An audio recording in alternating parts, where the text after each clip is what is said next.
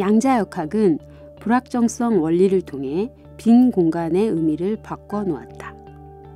이제 빈 공간은 더 이상 텅 비어있지 않고 수시로 나타났다가 사라지는 가상 입자들로 가득 차 있다. 빈 공간에 가상 입자들이 나타났다 사라지는 현상은 네덜란드 물리학자 핸드릭 카시미르가 1948년에 발견한 카시미르 효과를 이용하여 실험실에서 확인할 수 있다. 두 개의 금속판을 아주 가까운 거리에서 마주보도록 설치해 놓으면 금속판 사이에 있는 가상 광자의 압력과 외부에 있는 가상 광자의 압력에 불균형이 초래되어 두 금속판은 서로 가까워지는 쪽으로 힘을 받는다.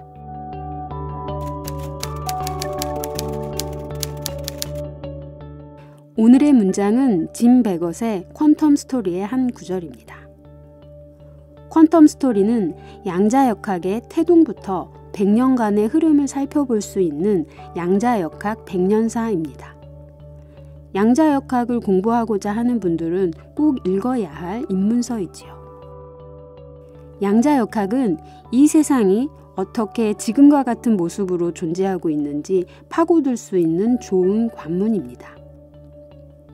빅뱅으로 우주가 탄생하고 별이 만들어지고 그 별의 조각들로 생명이 만들어지는 과정은 경이로운 우연이자 기적입니다. 오늘의 문장에서처럼 빈 공간 속 입자들의 운동은 지금 이 순간에도 계속되고 있습니다. 가상 입자들의 생성과 소멸은 수많은 경우의 수를 가지고 있습니다. 입자는 자신과 반대되는 입자를 만나 쌍생성되었다가 쌍소멸하며 양자요동을 일으킵니다. 양자요동의 구조는 스티븐 호킹이 블랙홀에서 빠져나오는 호킹 복사를 발견할 때도 중요한 역할을 했습니다. 양자요동의 수많은 경우의 수 가운데 우리가 마주할 수 있는 경우의 수는 인간의 의식이 닿는 관찰자가 관찰한 경우의 수입니다. 리처드 파인만은 다이어그램으로 수많은 경우의 수를 표현했고 경우의 수가 많을수록 그 영향력은 작다고 했습니다. 인간에게 사건이 되는 경우의 수는 오직 인간의 의식이 닿는 쌍생성되는 입자들의 경우입니다. 인간이 서로 대비되는 쌍이 없으면 사물을 인식하기 어려운 것도 입자의 이러한 성질이 인간의 의식과 맞닿아 있기 때문입니다. 배경이 없으면 사물을 인식하기 어렵고 밝음이 없으면 어둠을 인식할 수 없습니다. 사물에 대한 인식뿐 아니라 관념도 마찬가지입니다. 성과 악이 대별되고 정신과 육체, 남성성과 여성성, 아름다움과 추함 등 인간은 대비되는 쌍으로 세상을 인식합니다. 대비되는 쌍이 없으면 스쳐 지나가고 인식의 대상으로 들어오기가 쉽지 않지요. 철학의 역사가 그 한계가 명확한 이원론을 바탕으로 이루어진 이유도 여기에 있는 것 아닐까 합니다. 감정도 마찬가지입니다.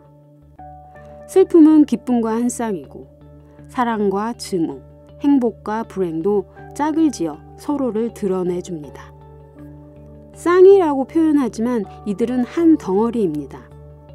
쌍 생성되었다가 쌍 소멸하는 입자처럼 슬픔이 없으면 기쁨도 없습니다. 사랑하지 않으면 미워하지도 않지요. 커다란 행복이 없으면 커다란 불행도 없습니다. 하나의 감정을 붙들고 있다면 다른 쪽의 감정도 붙들고 있는 것입니다. 행복하려고만 하면 불행도 같이 품고 있는 것이지요. 인지심리학자들과 영적 수행자들이 어떤 감정도 붙들지 않고 그저 바라보기만 할 때 더 자유로워진다고 주장하는 이유가 여기에 있습니다. 쌍을 이루는 두 개의 감정을 동시에 풀어줘야 그 감정이 일으키는 사건들에서 자유로워질 수 있다고 말입니다.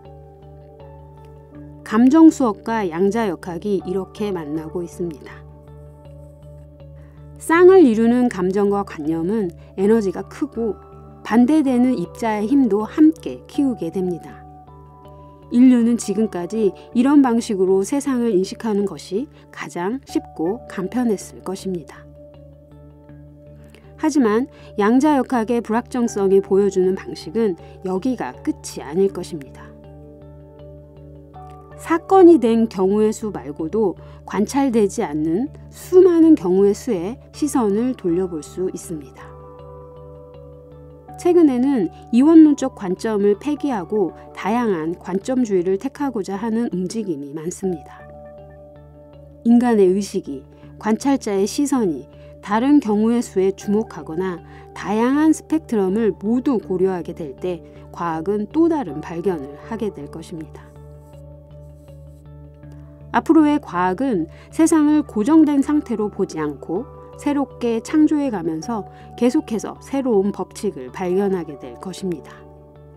그 간격과 속도는 더 빨라질 것이고요.